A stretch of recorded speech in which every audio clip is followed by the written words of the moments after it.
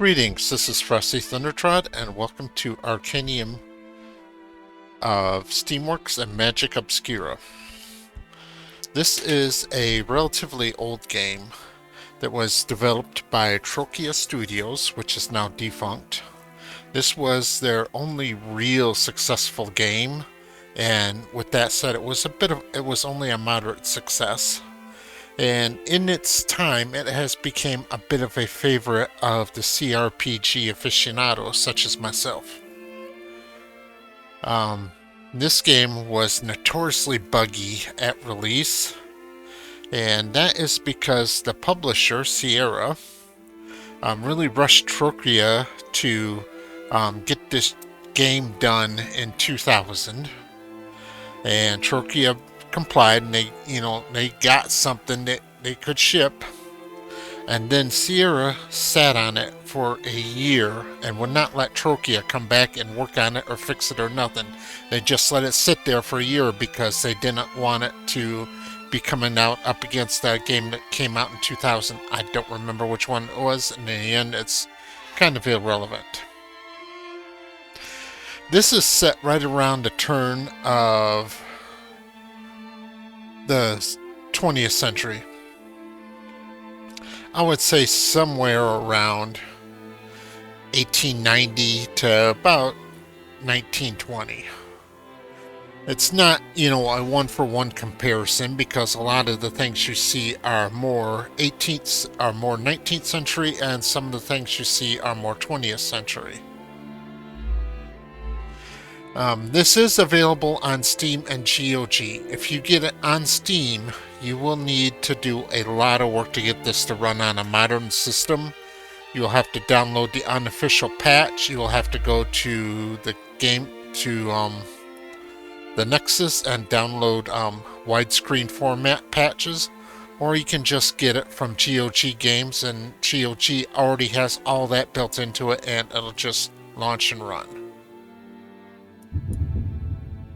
I'm going to start a new game. Now you can pick a character or create a character, and I always create a character. It's very rare for me to just pick a pre-made. Here we go at the start of character creation.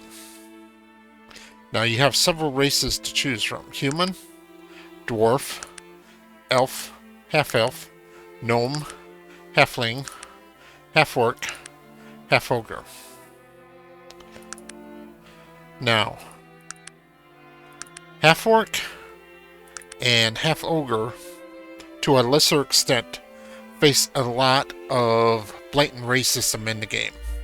Especially the half-orc, because orcs aren't even really considered people. Humans are, your bog stock average. Dwarves, they have a few stereotypes about them, but they're not disliked. Elves, once again, they have a few stereotypes about them, but they're not particularly disliked. As a matter of fact, they're considered very attractive by most human standards, so they get a little bit of a bonus to reaction. Half-elf, of course, are half-human, so they're generally treated just fine. Gnomes are... As a Jew myself, the gnomes get a lot of the stereotypes that get thrown at Jews associated with them in game. They got the big noses, they're in finance, they're the merchants, the retailers. They're generally not disliked, but there is quite a bit of negative stereotypes about them. Halflings are, pretty much your standard fare for halflings. They're considered thieves and adventurers and the such. They're not particularly disliked, however. Now, some races, like humans, can be male and female. So can elf, half-elf, and half-orc.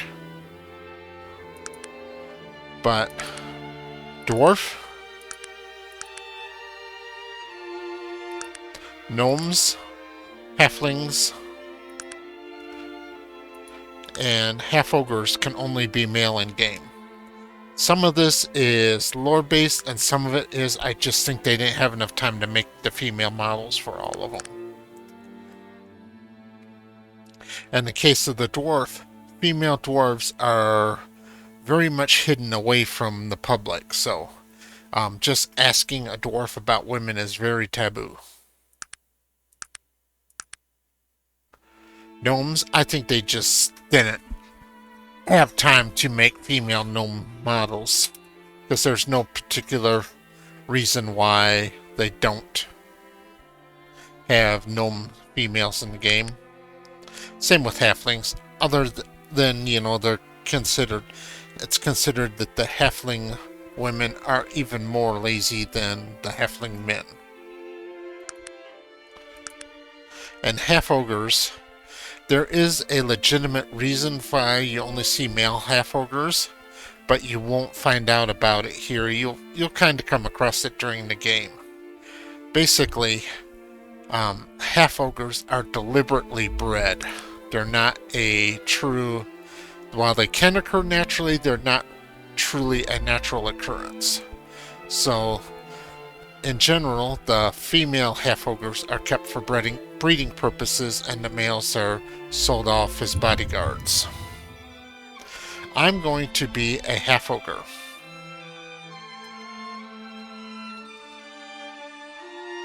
Now you choose your background. Most of your backgrounds have something that they give a bonus to and something that they give a negative to. Now this can be used to move your stats around to more suit your playstyle.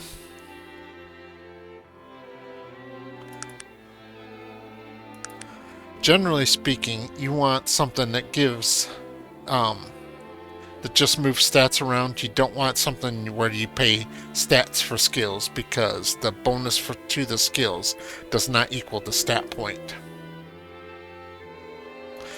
Here's a good one, Raised by Monks. Piety has its advantages and disadvantages. You gain a bonus to perception +1 by renouncing the material world. You start with only 1/4 of the normal starting wealth. In the long run of the game, you know, starting off with 100 gold instead of 400 gold does not matter, but having that extra 1 perception can matter. Child of a Hero. This starts you off with a nice +1 sword. It doesn't mess with your stats whatsoever, but it exaggerates your negative and positive reactions, which will matter in the game. Alright, Inheritance. This way you sacrifice willpower for more money. This is a terrible background for everybody. Special Person. You have suffered congenial brain damage. You lack intellect, but you receive more praise when you do good deeds, resulting in better reactions from people. You can raise your intelligence through the game, so this might be of some niche value, but really raising your reaction is it's important, but it's easily done by other means. Professional Knife Tosser. You used to work as a knife thrower in a circus until losing an eye in a freak accident. Sadly, you lose a point in perception, but you gain an exceptional bonus to your throwing skill. Now this here is a kind of a bad one, because you lose a point in perception, and throwing skills accuracy is influenced by perception, and for that 1 point that you have to put back into perception to restore your perception, you could have just put 1 point in the throwing, which would actually provide a better bonus than this does, because you need 3 points of bonus in order to equal 1 stat point into a skill. Apprentice to the Shopkeeper. Spending your whole childhood inside of a shop, you gain exceptional bonus to haggle, but you suffer penalty to dexterity. This, once again, it can be helpful if you're not going to put too much points into haggling to give you a little bit of haggle. And on the same token, if you're going to be a mage, you won't need the dexterity, but if you're going to use any type of weapon, you will need dexterity. Born under a sign. You are born during an astronomical event. As a result, you experience fewer critical hits and critical misses, but when you get them, the results tend to be spectacular. Alright, critical hits and critical misses in this game are very impactful.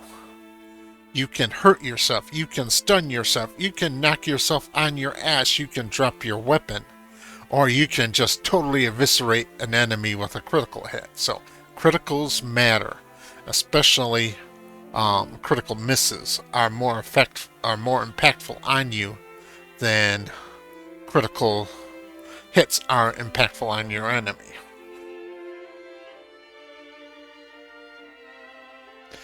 But if you're a mage, you don't do criticals because magic doesn't critical, only weapons do.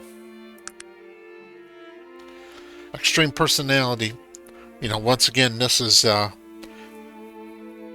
people either love or hate you. The problem with this one is you can't really influence which way to go. It's a coin flip.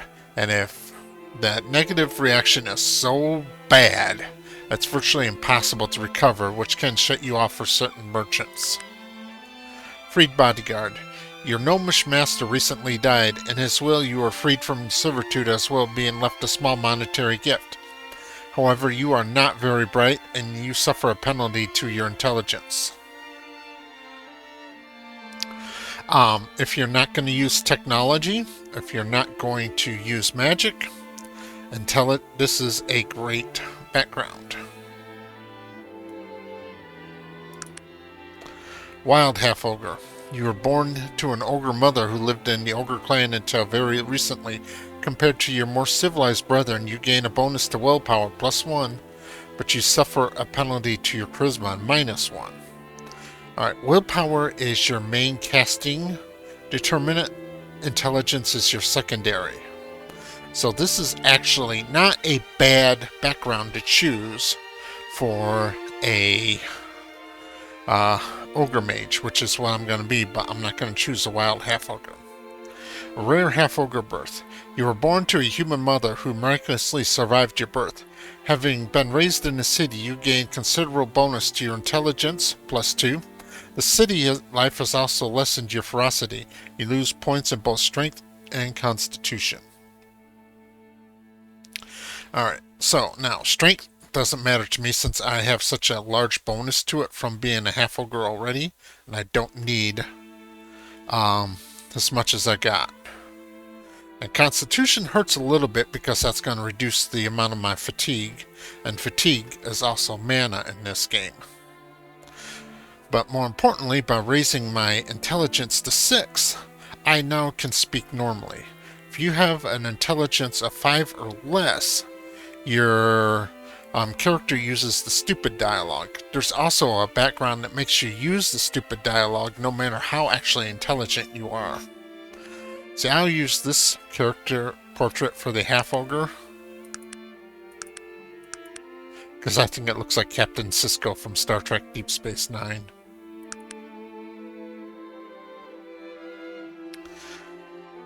Alright, now we're at the next stage. I have 5 points to spend. These 5 points are for everything: stats, skills, and spells. So, strength influences your damage with melee and thrown weapons. Also how much you can carry. So here I can carry 5,500 stone. Which, stone is a British measurement, not used in America. It's equivalent to, I think, like 3 pounds. So, this is saying I can carry 1,500 pounds of equipment. Yeah. Bit unrealistic, but there's also size restrictions in the inventory. So, basically with 11 strength, I never have to worry about my main character's carry weight. Constitution, or endurance, is how much hit points, your ability to clear poison, and some spells. Now, there's a few spells that will do a constitution check if they're cast on you. But most importantly, Constitution raises your hit points over here, which you can also put trick points into, and your fatigue. And like I said, fatigue is both your ability to move, do actions, and cast spells. So fatigue is both stamina and mana together. Dexterity, overall body coordination. Dexterity default ability affects default ability and more skills than any other stat. This is absolutely correct. All three of these stats here go off of dexterity. This one, and this one go off of dexterity. And this one also goes off dexterity. Firearms, well, it says perception is also affected by dexterity. Lockpicks. So, as you can see, dexterity is an important stat to have. And I'm at an 8, which is, the stock standard average. Beauty. This is your initial reaction. By default, when you meet somebody new, you get a few rollers based on race and profession. Generally speaking, merchants have a more positive view of you, as to where random citizens have a more neutral view of you. So if you have a reaction of 50, a reaction modifier minus 12 means that their reaction to me will be 38, which means they're suspicious of me. And you can put points into beauty to raise this up. See, 7, which means at minus 7, most are going to be okay to talk to me and they won't be rude to me or nothing. And at negative 3, only the people who are genuine assholes in game will be mean and rude to you. And I will be raising this later, but not right now. Intelligence. This affects your ability to use technical skills the most. That also has some effects in dialogue. And for magic casting, it gives you a limit of how many spell slots you have. Once we get into actual game, you'll see empty squares that'll pop up here. With 6 intelligence, I will have 1 square. With 8 intelligence, I will have 2 squares. With 1 square, I can cast a spell. And there's a bit of a mechanic here where buff spells have a concentration mechanic, where if you cast a buff on yourself, that fills up this square. And if you only have 1 square, that means you can't cast any other spells until you dispel the buff. So in general, if you're going to be a mage character, you want at least 2 casting slots, so you can have a buff on yourself and still cast a spell. Perception. This is effective. This is great for all ranged weapons. It can also help you with low light conditions and finding traps. Charisma. Charisma is like the second part of beauty. That's where beauty is your initial reaction. Charisma is where they might say, yeah, he's ugly as hell, but he's still a nice guy. So, charisma is a somewhat important stat. Also, the more charisma you have, the more max followers you can have. See, like right here, with 8 charisma, I can have 2 followers. Now raise that up to 12, and now I can have 3. Eventually, I will need to raise this, but not right away.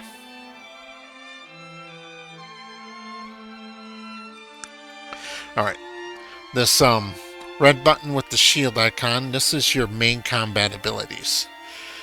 And you have bow, dodge, melee, and throwing. Alright, dodge is self-evident, which again, it's based off dexterity, and everybody can use dodge. It's a good basic ability. Bow. This can be an effective combat style, but not at the start of the game. At the start of the game, there's too few bows available, and it's hard to get the ammo. Also, Ranged weapons have a ability to hit your companions.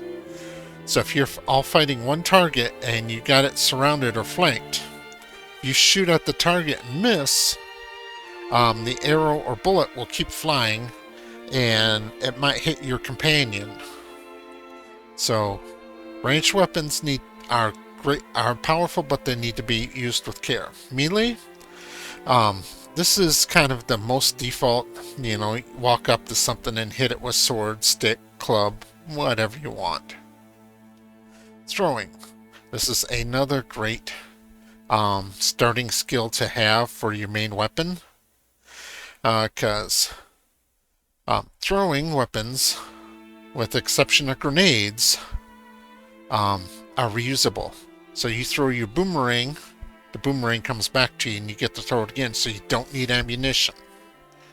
Also, throwing can be used to destroy objects the way melee can, but when you strike a object like a locked door or something that's too highly locked for you to unlock and you gotta bash it down, that damages your weapon. Or if you're melee attacking unarmed, it does damage to your hit points. However, if you use a thrown weapon, it can bash down the door or object without damaging the weapon. Backstab, if you want to play a thief, this is a great source of extra damage. Pickpocket, this is a bit of if you find this type of gameplay fun thing. I don't think pickpocket is really all that useful. Prowling, the ability to sneak around and not be spotted, not too terribly useful, since there is invisibility in the game, but it might be useful in some situations. But the biggest problem is that if you got a party, only the one person with the prowling skill gets the benefit of it, so you might be sneaking around and then whoever you're trying to sneak around just spot your companion. Spot trap. This is it's not a bad skill to have, because spotting traps lets you avoid them. But traps in this game are more of a nuisance than they are a threat. Alright, gambling. This lets you gamble with shopkeepers or in other places around to possibly get, if you gamble with a shopkeeper and you win, you might actually be able to get your equipment for free. Haggle, which is basically maneuvering prices in your favor. Heal. This is a great ability for at least one person in your party to have, because if you get critically hit or if you critically miss, you can inflict an injury on yourself, which will reduce one of your stats, and you can use the heal skill to heal that injury. These cannot be healed with normal salves, potions, or even magical healing. It has to be done with the heal skill. Persuasion. This is also another ability to persuade people to do what you want. You might be able to get more rewards. You might be able to avoid a fight. And some companions will need high persuasion to get them to join you. One of the ones I'm going to take is such a person. He needs to have a decent amount. You need to have a decent amount of persuasion to get him to join you. Alright, now these are technological skills. Now, every time you pick one to put a rank in one of these, it moves your magic to technology meter over here by 5 points towards technology. So you got to keep that in mind, because in Arcanum, magic and technology conflict with each other. The more technologically aligned you are, the less effective magic will be, and vice versa. The more magically aligned you are, the less effective technology will be. So it is something you need to keep in mind. And it is also possible to stay right in the dead center. So if you're throwing a grenade and you have higher technology, the grenade will do more damage. You will do better with guns, And higher magic, every point you put into a magic spell increases the power of all your magic spells. Also, if you've got magic items equipped, you get a bigger percentage of the total effect of that magic item. Firearms are a powerful weapon, but not at the very beginning of the game. Once you get to the point where you can make your own ammunition, firearms becomes valuable. Pick locks is a useful skill. If you're being a technologist, it is essential that somebody in your party have this. But if you're not a technologist, you can do this via magic. Disarm traps. Once again, traps are annoying, not deadly, so it's nothing wrong putting a couple points into this, but it's definitely not necessary. Now this button here shows you all of the possible technologies you can have. So you have herbology, chemistry, electric, explosives. Explosives and throwing skill go very, very well with each other. And dynamite totally negates the necessity of bashing down doors or picking locks. However, with that said, if you're standing too close to the object you're trying to blow up, you might take yourself out too. Guns, your ability to craft guns. The crafted guns that you can make are actually better than most of the guns you're going to find in game. Mechanical aiming. This is actually your ability to create traps and lay traps instead of remove traps. And it gives you the auto skeleton key, which gives you a significant bonus to lockpicking. This is a great ability to have. Smithing layman. This lets you make weapons and armor. There are additional schematics that you can get in game. And therapist layman. These are... That's where herbology is kind of direct healing. This is more buffing. And then this one is your magic schools. Conveyance. Divination. Now, conveyance gives you the ability to disarm opponents, unlock locks, gives you the Fus Roda ability to just shove things back. Special Disruption, which lets you do a short-range teleport, and Teleportation, which lets you do a long-range teleport, so you can teleport between cities if you've been there before. Divination, this maxes out at the ability to identify magic items. This is great. Sense Hidden lets you detect hidden enemies and also lets you detect traps. Once again, traps, are not annoying but not deadly. So this is useful but not necessary. Sense alignment's mostly useless. There's a very few situations where someone's trying to play nice to you, but you can see they have an evil alignment, so it can tip you off to their true nature. Air, vitality of air increases your willpower. Poison, a gust of wind, body of air.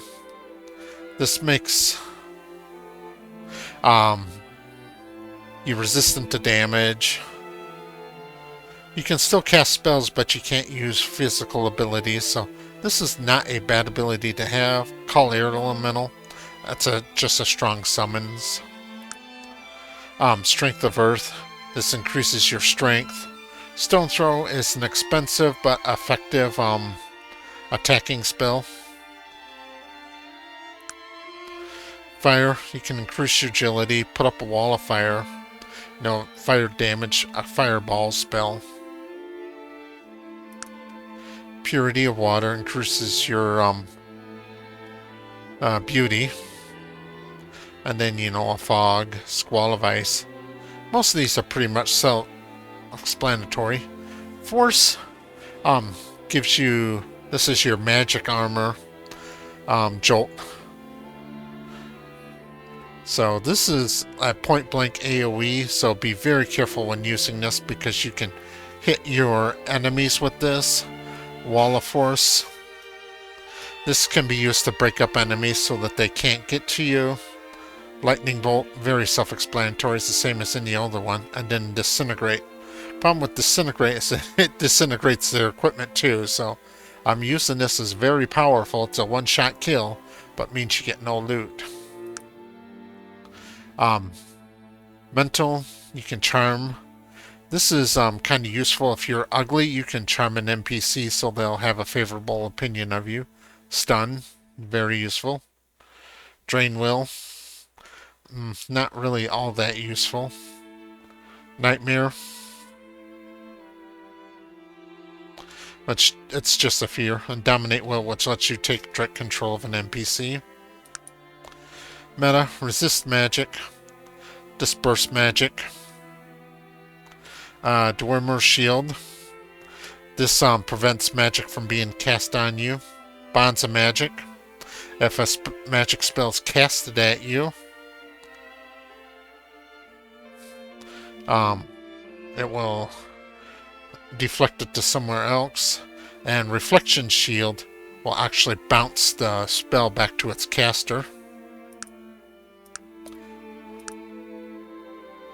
Morph. Hardened Hands. This lets you do melee attack without damaging yourself. Weaken, which makes enemies easier to take damage. This is basically Reduced Person. Flesh Petrification. And Polymorph. Turn somebody into a sheep. Charm Beast. So you can charm an animal. This one, Entangle, it's a root. Control Beast lets you more directly take control of an animal. Sucker Beast lets you summon animals to fight for you. And Regenerate will greatly increase the heal rate of the caster and all followers. This isn't a bad spell to have on you at all times if you got the spell slots. Alright. Necromancy Black. Harm. This is your bread and butter attack spell. It is cheap, strong, and scales very well. Conjure Spirit, it's a relatively weak summons, but it's only a level 2 spell. Summon Undead, Create Undead, and then an insta-kill spell. Which is kind of useful because unlike Disintegrate, which is also an instant kill, Quench Life doesn't destroy all of their equipment, but the target gets to make a saving throw. Necromancer White, this is your healing and resurrection. Phantasm, this gives you Illuminate, which is basically a torch in your hand. Flash, blinds a target. Blur Sight, harder to see, harder to hit. Phantasmal Field, this creates an illusion of a formidable monster, so the enemy might think you have somebody else attacking with you, but it's not really there. And then good old Invisibility. This is Direct Summoning, Plague of Insects. It's an OK dot over time. Orcish Champion just summons a Orc Warrior. Garden Ogre, which is, a full-blood ogre that comes and fights for you. Summons a demon to fight for you. And Familiar. I've never actually gone all the way up this, so I don't know what the Familiar is. And then this is kind of the inverse of the Conveyance spell line. This actually holds and stops people, with the exception of Hasten. Alright, Mage Lock. locks any door or window so it can't be unlocked. And this might be useful if you've got enemies in another room and you don't want them to come interfere while you're dealing with the enemies in the room you're in. Use Mage Lock on the door to stop them. Congeal time. The spell halves the speed of all creatures in the vicinity of the caster who fail their saving throw. And Hasten is the opposite effect that gives spell doubles the target creature's speed. Stasis paralyzes the creature unless it makes its saving throw, which, you know, there's another paralyzed spell, so this is kind of redundant. And then Tempest Fusion, which is both slow and haste at the same time. Alright, now, since I'm being an Ogre Mage, I'm cutting 1 point into Willpower. So that way I can unlock my level 2 spells. So I'm taking Disarm, unlocking Cantrip. Now this is giving me 10 magic proficiency. And then I'm going to Necromancy Black to pick up Harm, which is my attack spell. That gives me 15 magic proficiency. And then I'm also going to pick up Shield of Protection. Now I have 20 magic proficiency, which means my harm is going to be relatively powerful. Now for doing other builds, I would highly suggest putting at least 2 points. Like if you wanted to be melee, put at least 2 points into melee. And then 2 points into dodge, so that would require you having 9 dexterity. And the same if you do throwing. You'll be 2 points into dodge and then 2 points into throwing. Because if you put only 1 point in, your chance to hit will not be very good at all.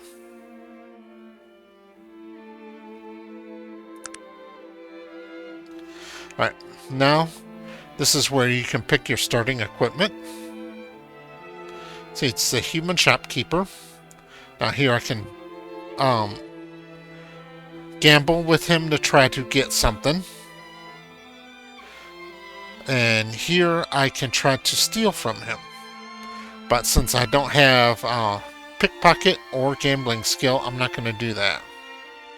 Now as an Ogre Mage, especially with slightly reduced constitution from my background, I am going to burn through fatigue really quickly. So I'm going to buy all 3 of these fatigue potions. And now I'm going to need some sort of a backup weapon, and for that I'm going to take the boomerang. Now I have 151 gold left. See, I can buy these boots. Now as a half ogre, I can't use guns or armor that is regular size. See, it just says jacket or small jacket. I can't use either one of these. But this one, this large nice suit, I can wear because it says large. If I was a halfling or a gnome, I'd have to wear small. But the size restriction for armor does not apply to gloves, helmets, or boots. Now I'm going to be able to get boots fairly quickly, relatively easily, so I'm not going to worry about buying boots right now. I can't afford the helmet and I can't afford those gloves, so I'm just going to go with what I got.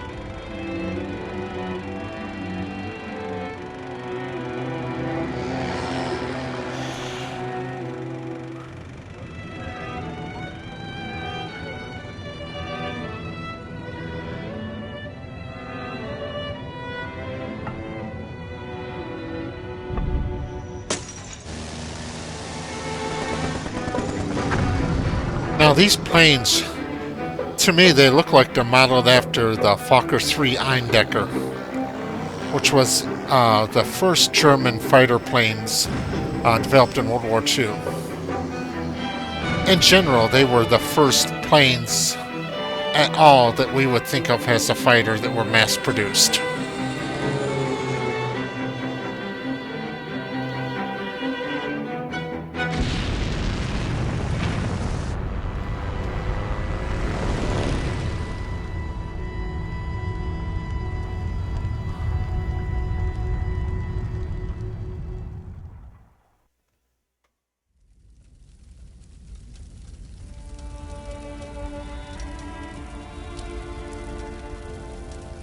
Help.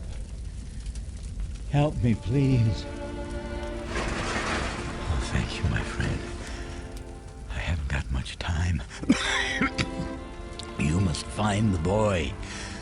Find the boy and give him back his ring. Now, he will know what needs to be done.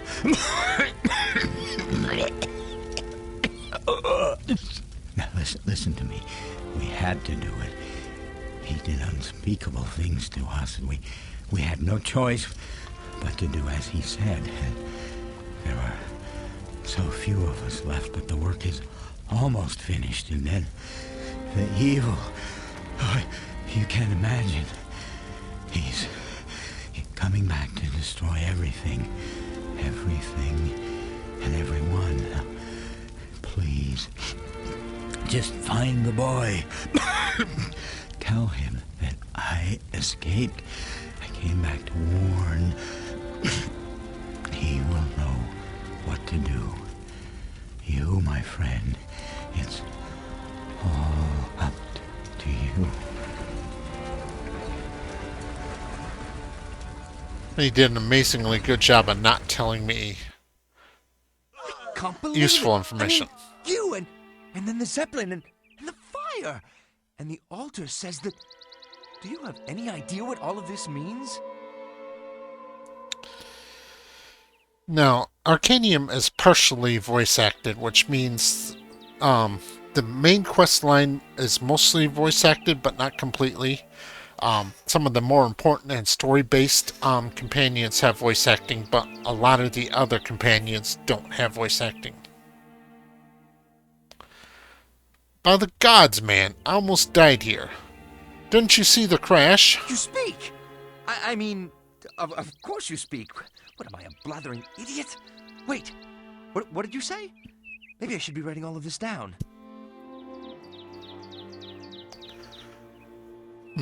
I'd like to help you out, but I'm a bit confused. I am at a loss here. I don't quite know what to do. I mean, you are the... Oh, of course you are. I mean, you do know who you are, right? Of course you do. What sort of brainless, half-baked question is that for what do you call yourself? Please, sir, slow down and tell me, what is it that you're saying? Please, forgive me. I'm making a bloody mess of this whole affair. My name is Virgil, sir, and I'm new to the Panari religion. Your religion, and wait! I hereby dedicate, commit my life to the living one. I, Virgil, am at your service, sir.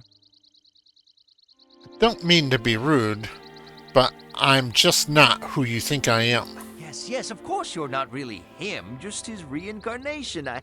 I mean, that is the case, right? I have to admit, I'm no expert in elven philosophy or prophecy. Bloody confusing, you know. All those these, thous. not that it's not interesting. Virgil? Yes, right. Just give me a moment here. You see, the Panari, that's the religion that was formed around the things that he said. I mean, that you said. Oh, forget it. Let's start at the beginning. Or this beginning, since there is a lot more that came before this. You are the reincarnation of a powerful elf who the Panari worship and whose name is, Yes? Right. Yes, the name. Oh, wait. I remember something. It is written in the scriptures. The living one will live again on wings of fire. No, wait. I think it says, reborn on wings of fire. Oh, blood and ashes. Why do elves always have to be so damn cryptic? Do the scriptures speak of a dying gnome and a ring? I don't know about the ring, but this business about the evil one returning. As I've said, I don't know a whole lot about the Panari prophecies, but I think you were supposed to return and fight someone evil. Bloody hell, I should know more of this. So I'm meant to be some great religious figure? That's ludicrous.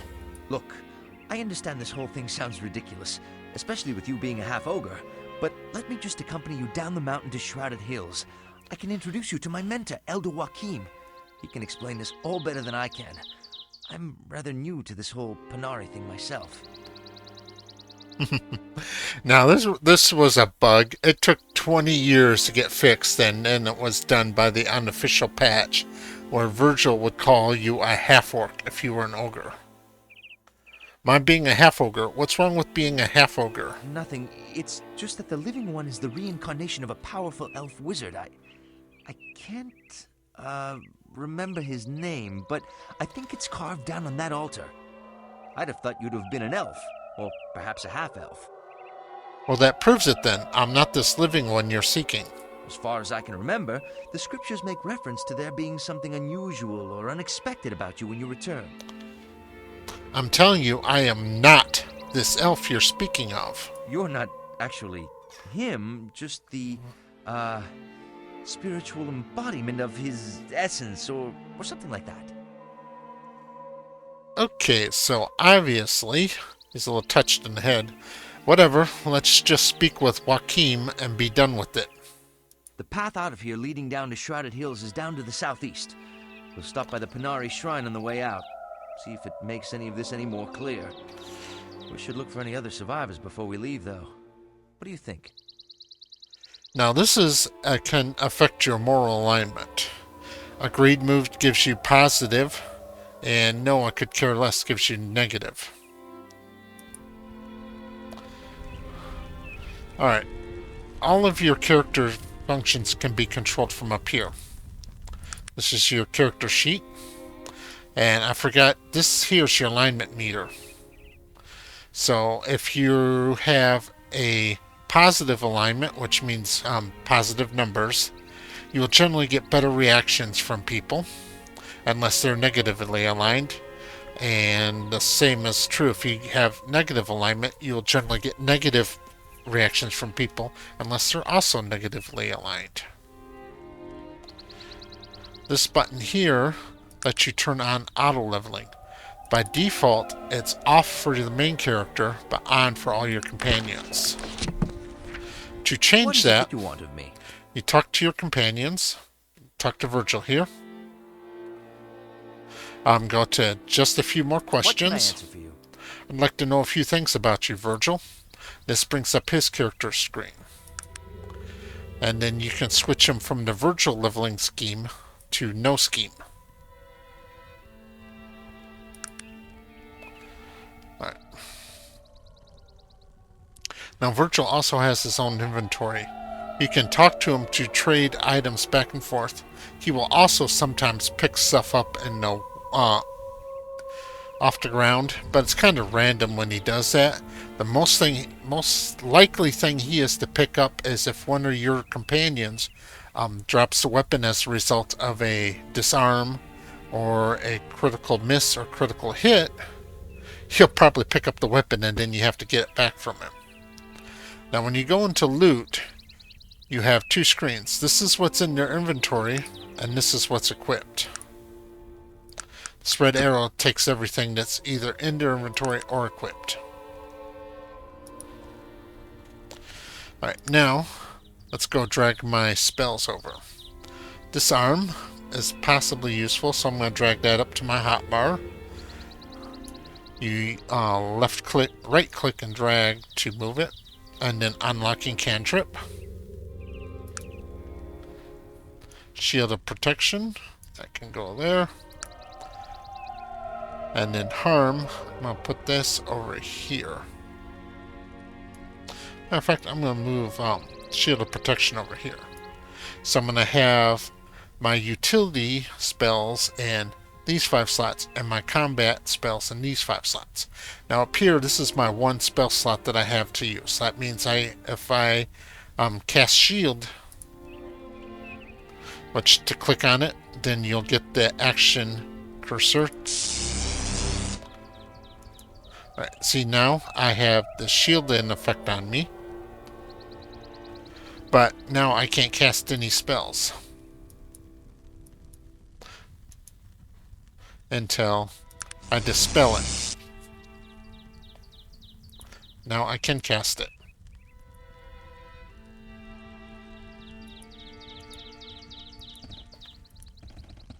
Over here, this box is factory discards. You can find these scattered around the world, usually in dungeons.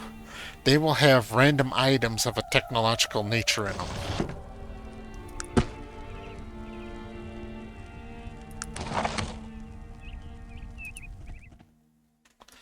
So now let's go downstairs, go down on the map or south on the map.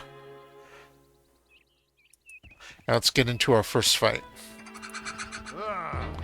Alright, R key opens, puts you into combat mode. With the unofficial mod, turn-based is your default mode, which is the mode you want, because real-time is completely unplayable.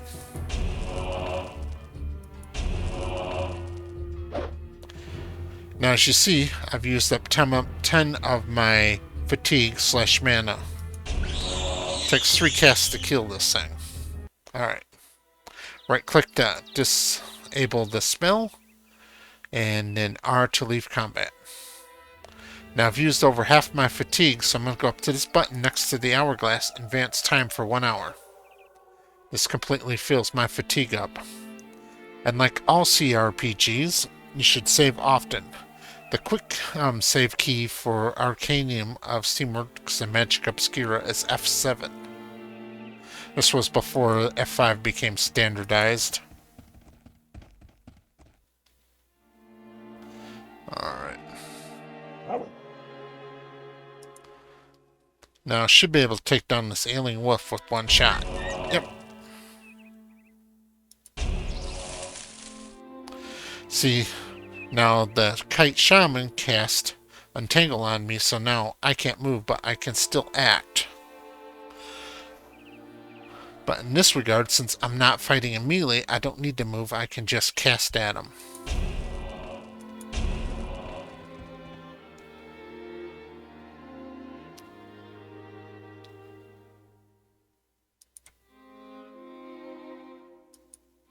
Now Virgil is in the way, so I can't see him, so I can't do anything, so I'm going to click on this arrow here to skip my turn. Right now he's between me and Virgil, so I can see him again, so I can cast.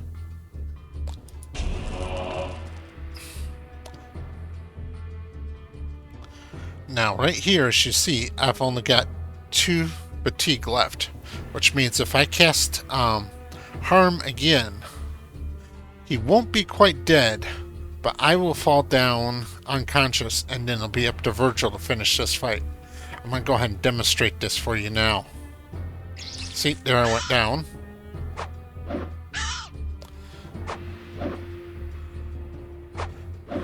Alright, and since I can't do anything until I regain stamina, Virgil won.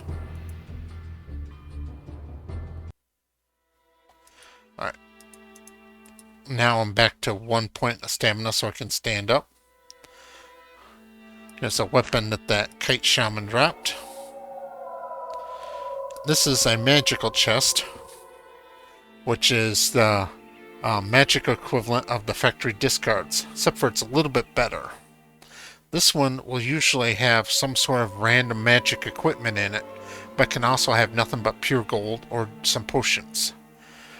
Once again, this is purely random. I was kind of jealous when Slandered Gaming did his Let's Try of Arcanum, and he got a whole bunch of magic equipment. Because generally when I do this, all I get is some gold. And yep, that's exactly what I got. 66 gold. Alright. Advance time 1 hour.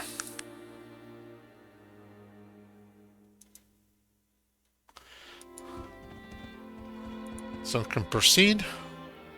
Alright. Ailing Wolf, that's a one-shot.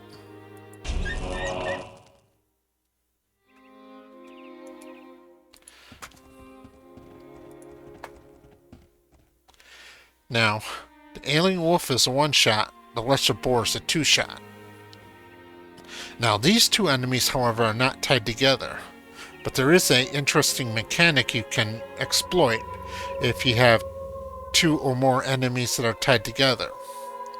If you kill one of them, the other one will run away from you for one turn. Which is great if you're being overwhelmed or surrounded. You pick an enemy and then kill it right away.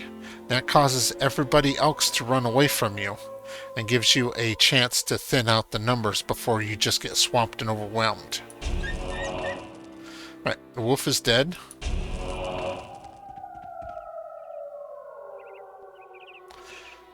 There's no attacks of opportunity, so Virgil doesn't get to attack as he walks by. Alright, there we go. Now advance time again.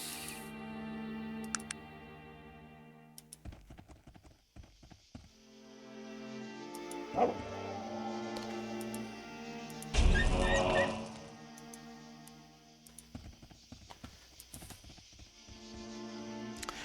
all these, most of these NPCs laying around the blimp are the alternate characters you could have played as. These are the pre-generated ones.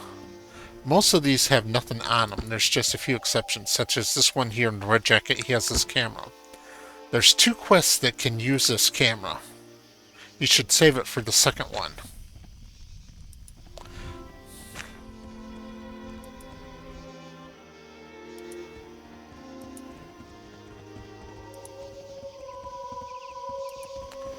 Alright, there's another wild boar.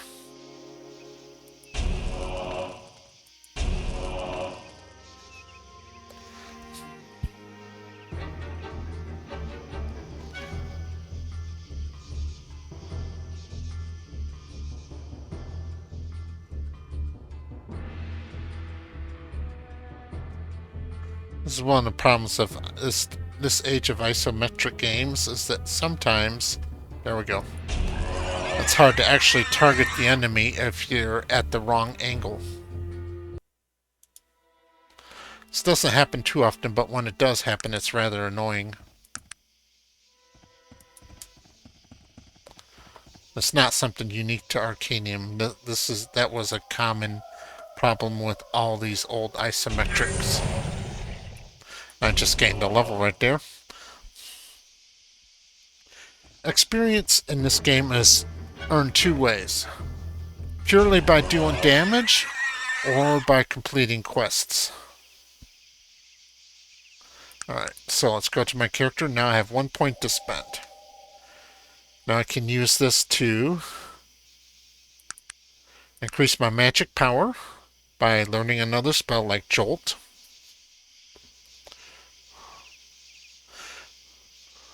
Which would boost my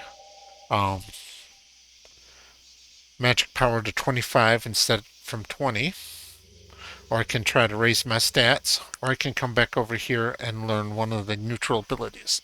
Like eventually I want to have some throwing skill. So I'm going to go ahead and take 1 point in throwing right now. I'm going to change my mind. I'm going to go ahead and take another spell.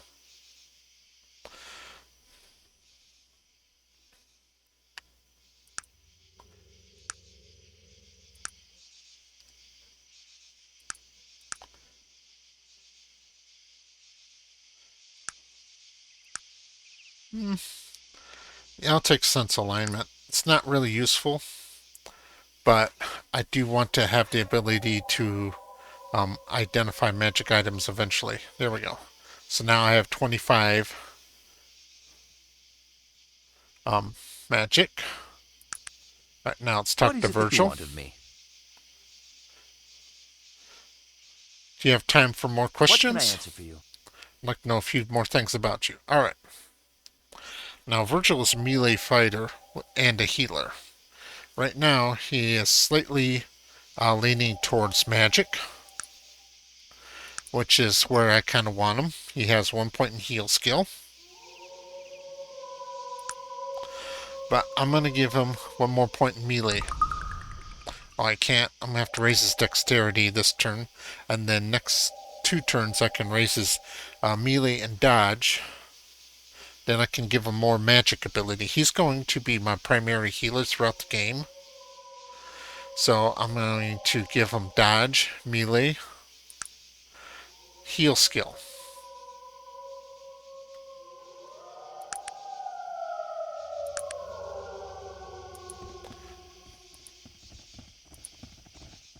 What is this? It seems a strange flying device, but much smaller than the blimp. I've never seen anything like it. Yes, it looks very much like the machines which attacked us. Isn't that an ogre among the wreckage? It seems very unlikely that an ogre would have the intelligence to fly such a complex device. They didn't really. They destroyed themselves in the attack. Do you see that strange amulet that he's wearing? And that symbol on its face? I don't recognize it. Do you? I can't say that I do.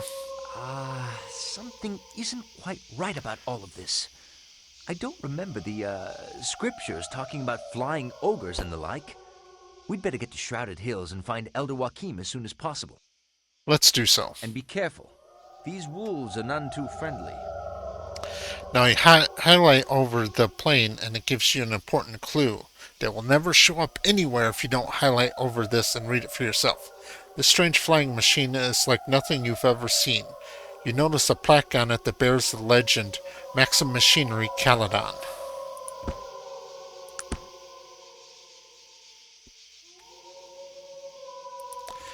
Let's see if I can find another lesser boar to fight now that I've leveled up my magic.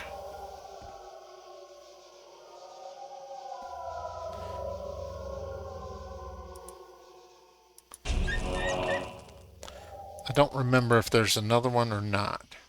I know there's a couple more ailing wolves around here.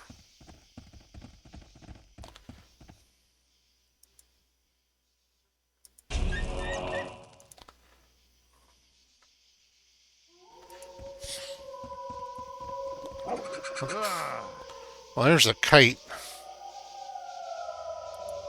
Remember last time I fought a kite, it took 3 casts. Now I got him in 2.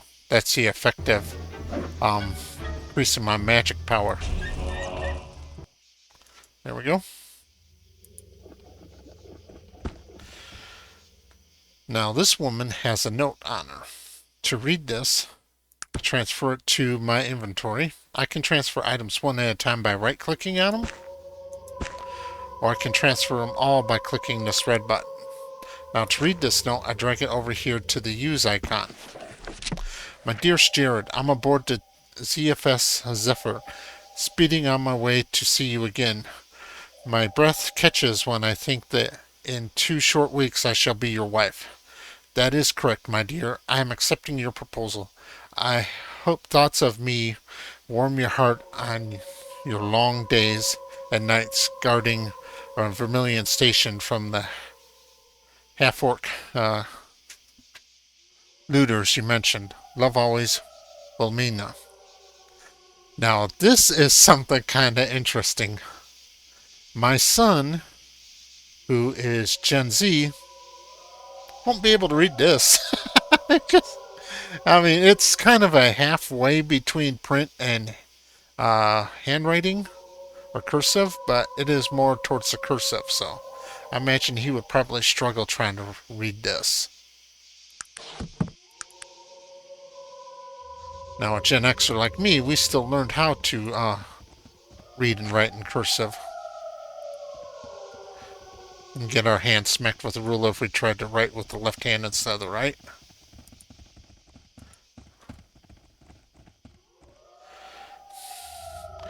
Okay.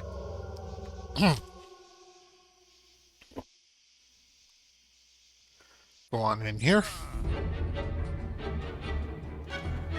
I'm gonna harm them all.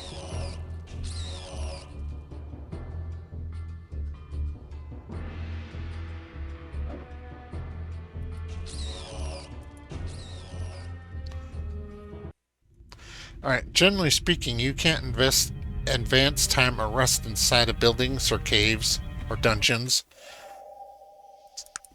So I go back outside to advance time.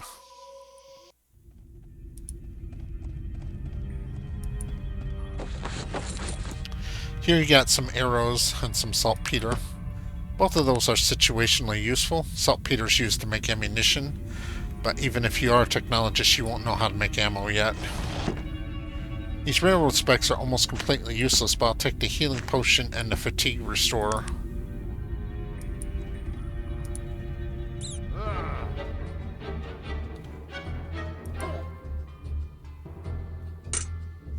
I just tried to throw my boomerang at him by accident. 5% chance to hit.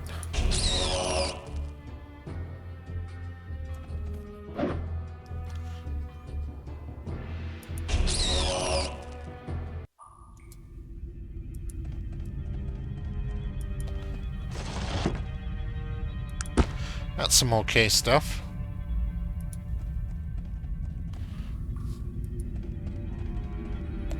The spirit appears to be in great pain. Please, I beg of you, the pain. What happened to you?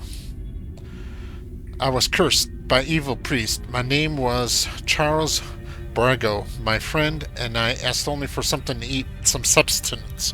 We were poor, wandering, and he cursed us. My friend, cursed with madness, attacked me, killed me. The pain. I am cursed to be held to this realm, unable to be released. Please, I need your help. What is it that you would have me do? Need to kill the priest. Arbla. He lives here, he points to your map. Only his death will free me. Of course, justice must prevail.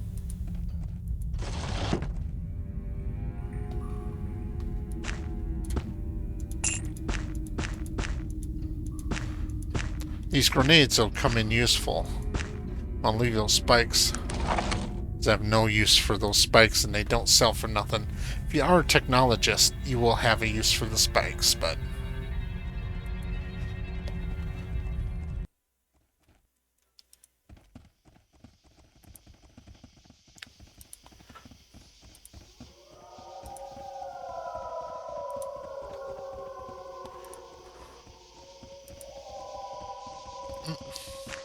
Inca root.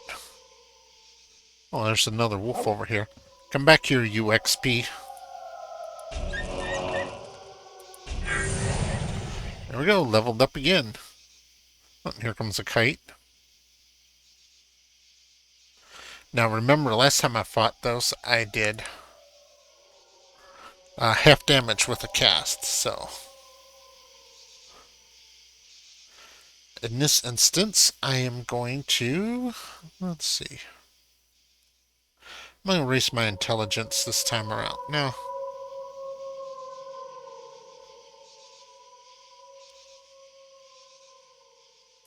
I'm going to put 1 point into throwing.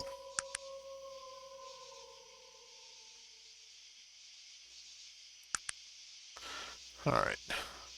Now, I had a 5% chance to hit before. I can't see him, so skip turn here and let him close in. See, right now, Virgil's in the way. But if I go over here and get a clean line of sight, I go from having a 5% chance to hit to a 33% chance to hit.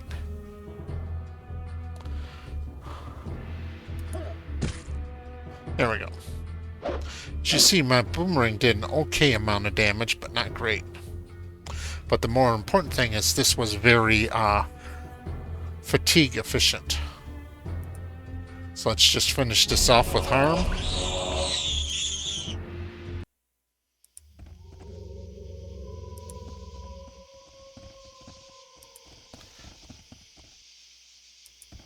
The altar should clear things up for us a bit.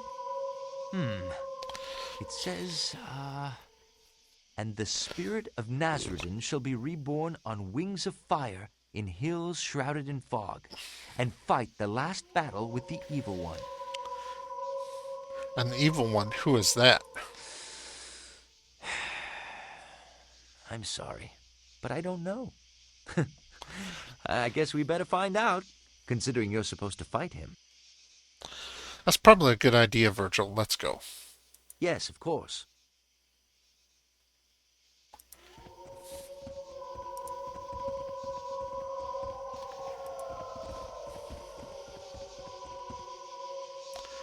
Hold there. What are you doing up here? Good God, man. I just survived a blazing inferno. I mean no disrespect, sir, but I don't trust this bastard one bit. Bloody convenient he just happened to show up here just now, don't you think? Oh, excuse my language, sir.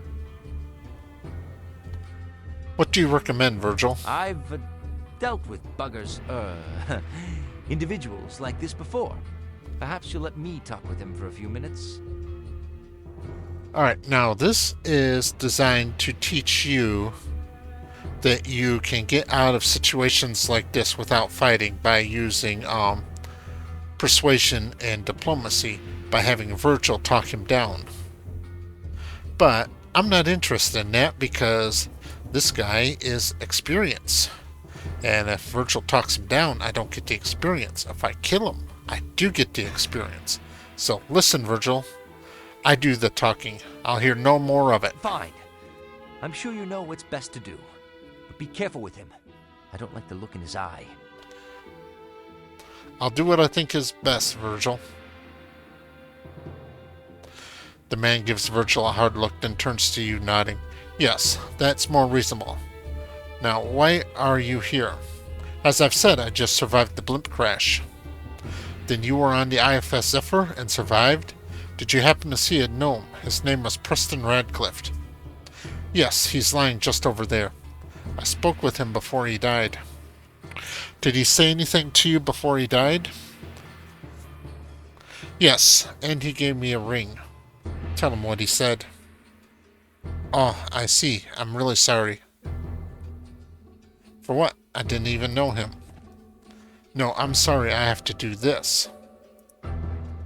Give me those XPs.